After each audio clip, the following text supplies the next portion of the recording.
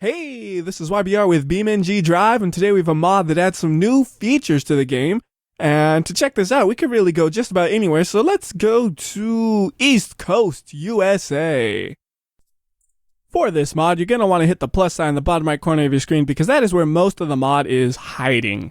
The mod adds 4 apps to the game. It adds a crash lights, cruise control, engine buttons, and engine heat app. So we're going to add all these to my screen, which will do a little bit of a information overload, but I think they're important to have on screen while you're talking about them, and most of them are actually interactive things, so yeah, really makes a lot of sense to have them there, otherwise I would just be talking crazy. Now, in addition to these apps, this mod also does some modifications to the way the vehicles behave to make them more realistic. I'll talk about that later, but first, the engine button.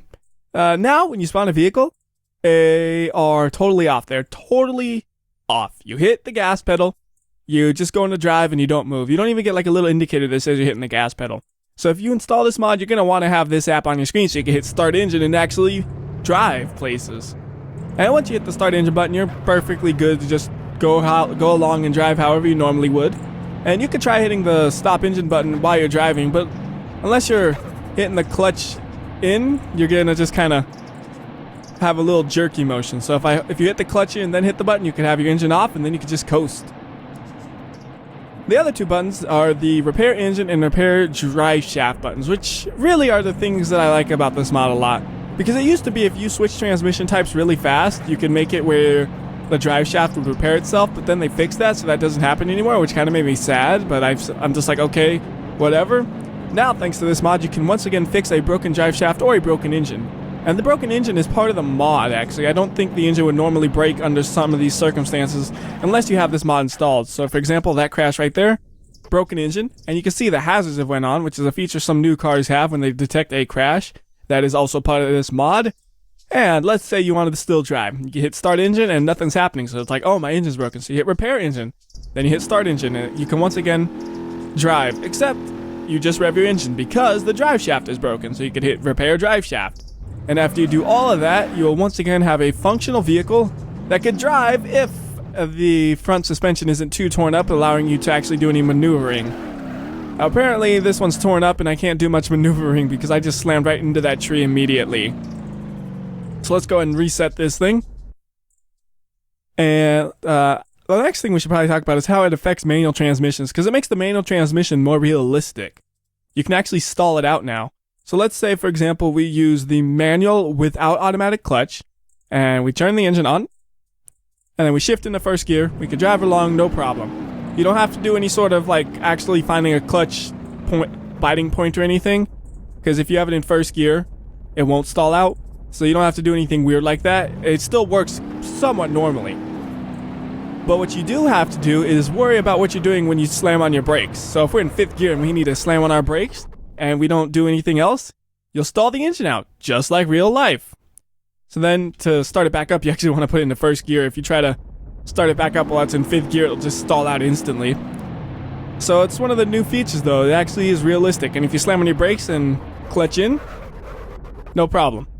You'll just have your engine on, you can downshift, and keep on driving like nothing happened at all. And if you use the automatic clutch version, it actually has a meaning now.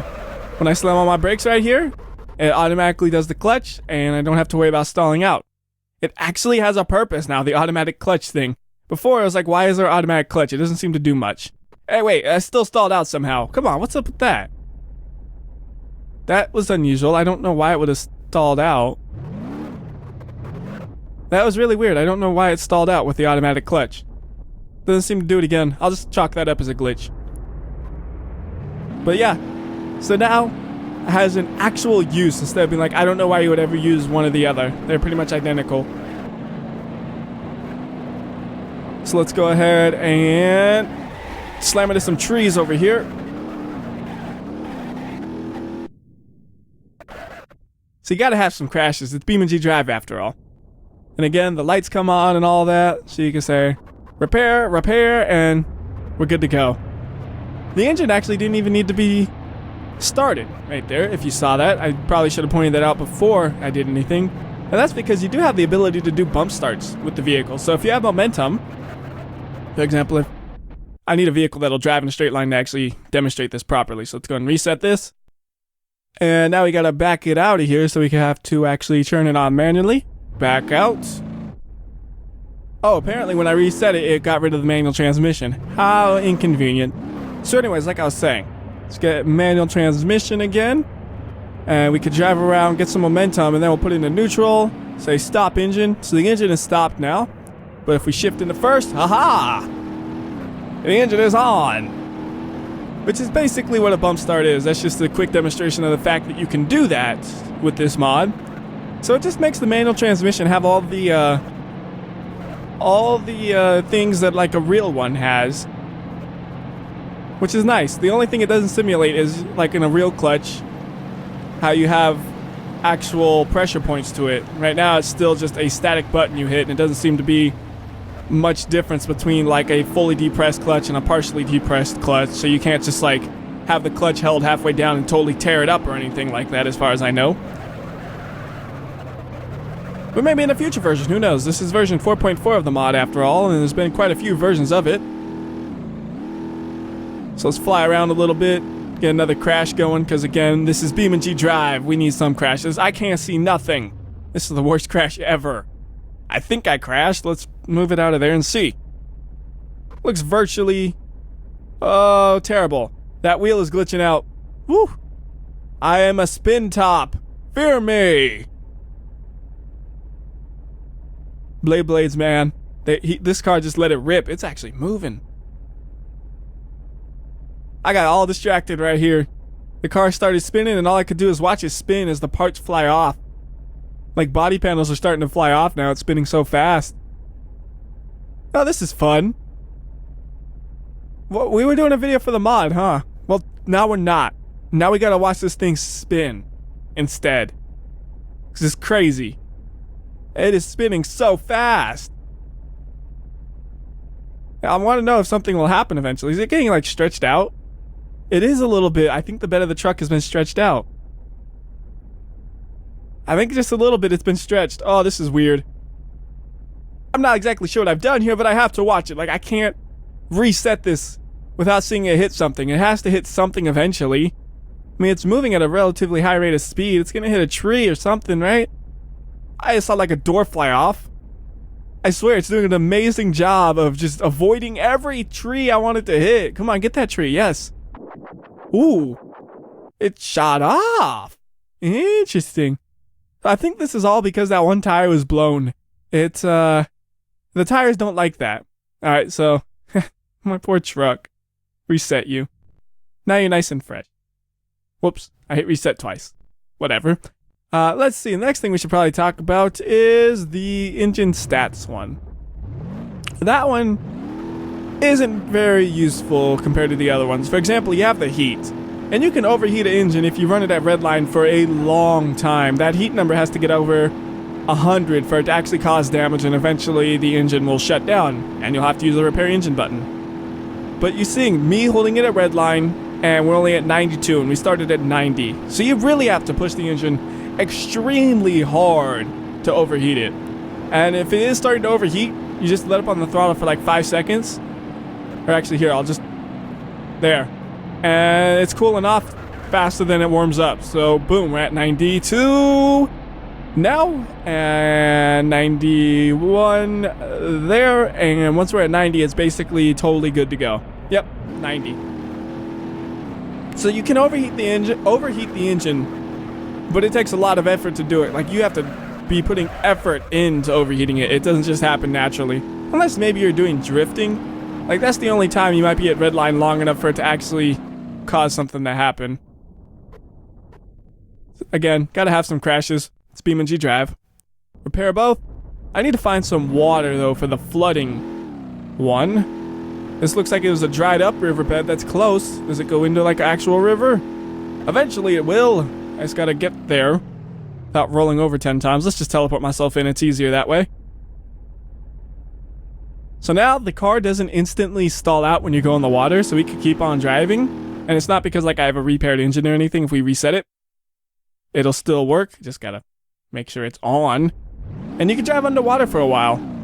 Well, actually, you could drive underwater indefinitely, it seems like. It will kind of cause the engine to do some weird jerky things at certain numbers, but it doesn't seem like it'll ever actually kill the engine. So like right there, you hit a part where it went, I'm holding the throttle all the way, but it's kind of bogging down every now and then. But that's all it does. It doesn't cause any damage ever, which is interesting.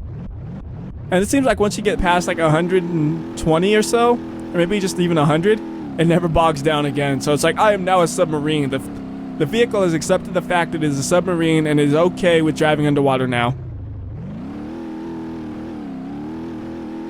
And when you get out of the water, it'll go down. Interestingly enough, when you're going out of the water, it'll also bog down. So it's not just when you're in the water it bogs down, it's when you get out of the water it bogs down. And there's another way you might be able to overheat the engine off-roading a lot, like something really steep and you off-road like me, where it's just hold the throttle down all the way and eventually it'll get up it. That will probably overheat the engine as well. So it's still in the water, getting flood damage in it. I'm going to move the car over to here on this road, and you'll see it'll kind of bog down again when the numbers hit certain values. So I'm just holding it at a red line, and anything that gets off a red line is from the engine bogging down. Like right there. That's from the water escaping out of the engine. How backwards is that? I don't think that's really something you could even say happens. Like, you don't have an engine running fully submerged, and then the water coming out of it will cause it to bog down. Once it's fully submerged, nothing's gonna happen, because the pistons can't compress a liquid. Like, you're not gonna have combustion. It's that simple. But it's just funny. Like, you have no water in the car, and it's like, I'm bogging down now. Why? Alright, so the next one is the cruise control. So you could do this, set as current speed, and it'll try to maintain that speed. I say try because I don't know how to make it work exactly. Maybe I have to hit toggle. Oh, I had to hit toggle. Ha ha ha, I'm a dummy. There we go, now we got cruise control. Works with a manual transmission just like a real car. Alright, downshift. Yeah, keeps it at high RPMs. Just like a real car. And just like a real cruise control, it's like gas, brake, gas, brake, gas, brake, gas, brake. When you're going downhill, right there, you can see the lights on and off, on and off, on and off, on and off. Cruise control is funny. And you can set it to your current speed, or you can say like, I want to cruise at 100. And you set it to 100. So then they're like, okay, I'll accelerate, and my camera got all screwy because I used the number pad, and the number pad moves the camera around, so I ended up doing a 180-degree rotation on the vehicle. That was smart. So the last thing we're going to look at is the auto blinker mechanism. And you've seen that already. When we crash, the blinkers or the hazards will come on. And it'll also do things where whenever you go left or right, the blinker for that direction will come on. So if you hit toggle auto blinkers. So now, if we go right, it'll come on. If we go left, it'll come on for that direction. And if only people in real life would actually use their blinkers that much, wouldn't that be nice? Instead of just like, why are you slowing down? Oh, you wanted to go right here, huh? Well, you should have used your blinker before you started slowing down for no reason, apparently. Some people, man. I mean, I guess in real life it wouldn't be too helpful because this only comes on after you're already doing the churn. So it's like, you know, you'd be slowing down, you'd be like, why are they slowing down? Then the blinker would come on right as they churn. Then I would just be mad, like, that blinker is way too late. What are you doing? And right now it's set to be like really fragile. Like the littlest little maneuver will make it go on. But you can make it where it only comes on for like big churns, if like when you're putting in the steering wheel a lot. So if you type 150 there and hit set range, it won't come on for like the little things like this, for example, but it'll come on for the bigger things like this. Now, one thing I would have no idea what will happen is if you try to drift with this on, I'm pretty sure it would freak out. So I'm just gonna try to like slide all over the place with it on, see if it'll disrupt it. Like right there, I'm holding full left and it was going right still. So yeah, drifting around with it kind of confuses it, I guess. Go and reset it. Like right now, it's going nowhere. Go and reset it. One thing I notice sometimes is if you go full lock to full lock, it kind of messes it up every now and then. I'll see if I can cause it to do that or not. Yeah, so like right there, boom. It was just like on the wrong one for a second. Like I'm going left, right, left, and there's no left.